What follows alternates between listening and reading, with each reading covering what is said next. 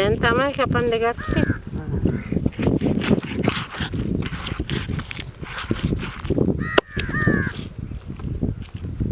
එතන කරවල වලටද කපන්නේ? ඔව්. දුම් කරවලද මේ අවුවේ වෙලනවා? අවුවේ වෙලනවා. දවස් කීයක් වෙලනවා? දවස් 3ක් විතර දානවා.